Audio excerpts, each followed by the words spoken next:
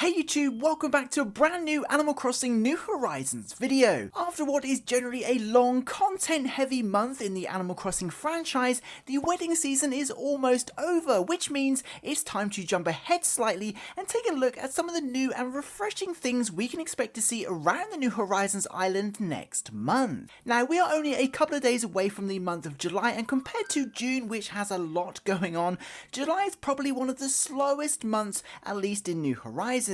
With that said, there's still a fair bit to look forward to over the coming weeks, mostly seasonal events, new weather phenomena, and of course, tourneys in both hemispheres for good measure. So if you're excited for the video and an Animal Crossing superfan like me, please consider leaving a like on the video and maybe subscribe if you'd like to see more Animal Crossing content on YouTube. Anyway, without further ado, here are 6 changes and new additions we can expect to see during the month of July. Number 1. Seasonal events. Now, unlike most months on the New Horizons island, July is pretty quiet and doesn't see any changes to seasonal crafting materials or any major holiday events. However, July does of course see a new wave of the smaller seasonal events. Tanabata is the first seasonal event of the month and gives players another chance to obtain the awesome bamboo grass item.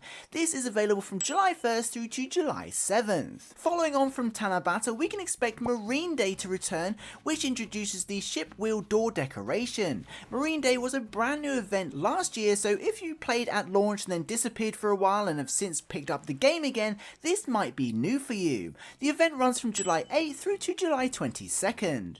The third seasonal event of July is of course Le 14 Juillet or Bastille Day, which was another new event last year. This introduces the Ferrogean cap from July 10th through to July 20th and comes in a variety of colours, which is cool.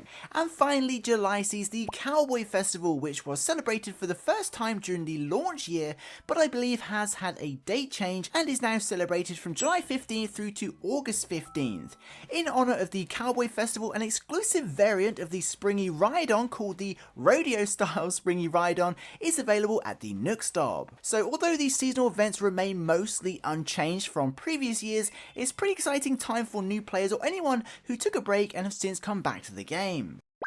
Number 2. Island Aesthetics. Now, whilst we're on the topic of seasonal differences we can expect to see, it's always worth mentioning the changes to the bushes, because these are often the focus of our landscape designs, especially if, like me, you tend to have a more natural forest-like island. Plus, since the 2.0 update, the bushes have been updated slightly in July, at least for the Northern Hemisphere. Currently, blue and pink hydrangea bushes have been blooming since the beginning of the summer season. However, from July 21st, these will stop flowering and red and yellow hibiscus will bloom in their place for the rest of the summer. But of course, thanks to the most recent update, the summer season also sees pink and white plumeria bushes blooming throughout the month of July. So for the first half of July, plumeria and hydrangea bushes bloom, but towards the end of the month, plumeria and hibiscus bushes bloom for the rest of the summer. Unfortunately, with the southern hemisphere being in winter right now, there's no real change, and red and pink camellia bushes continue to flower throughout July. Of course, this is only a small detail, but something we love to include and could be super helpful for those who regularly redesign their islands.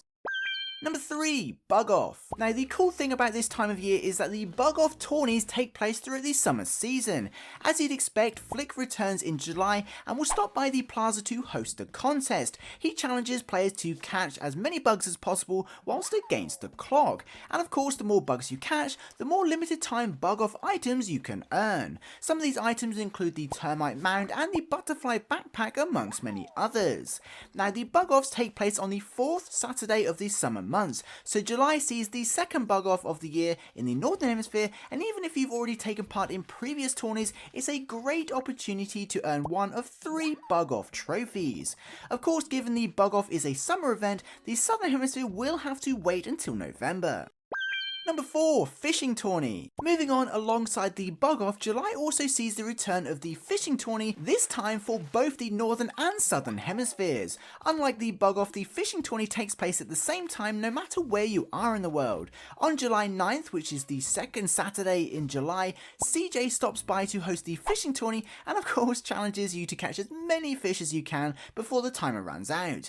As you'd expect, the more fish you catch, the more prizes you can earn, including items such as the fish print tee and the fresh print poster, amongst many others. The only differences between fishing tourneys between hemispheres is of course the type of fish that will be available to catch.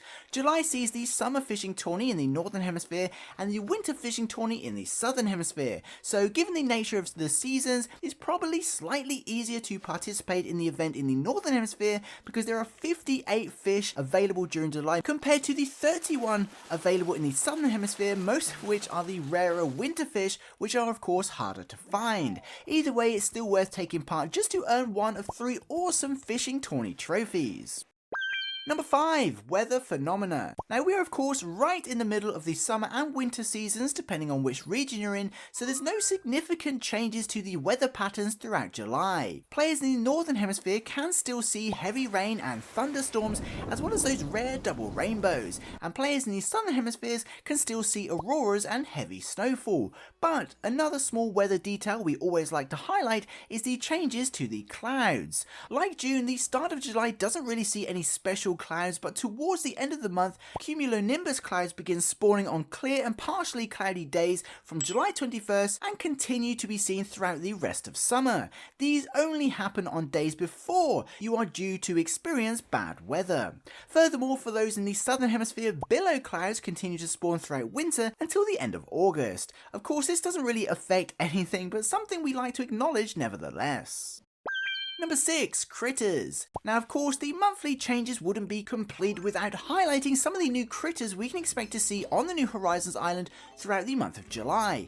Here in the northern hemisphere we have 29 new critters arriving on the island, which is to be expected for the summer season and perfect for both the bug off and the fishing tourneys. Sadly, not a single new bug, fish or deep sea creature arrives for those in the southern hemisphere, but again this is because it's the middle of winter. Anyway, for us here in the northern hemisphere, we can expect to see a total of 21 new bugs, 5 new fish and 3 new deep sea creatures, including the giraffe stag, the blue marlin when fishing by the dock, and the fast swimming giant isopod, amongst many others. Most of the critters due to arrive have been away for several months, some of which since last summer, so it's definitely worth checking which ones you need and donate them to Blathers if needed. So there we have it, that's 6 changes and updates to our New Horizons island throughout the month of July. Not the busiest month of the year, but still a few things to look forward to and probably a welcomed break from the chaotic month of June before we take a look at the activities coming our way towards the end of summer. But what do you think about these summer bug-offs, and will you be swapping out any bushes this month? Be sure to let us know your thoughts in the comments below. Of course, if you made it to the end of the video, be sure to comment hibiscus just to let me know you did. That would be super awesome. And as always, thank you so much to the patrons and channel members for supporting this content, and until next time, have an amazing day, stay safe, and I'll see you in the next one. Peace.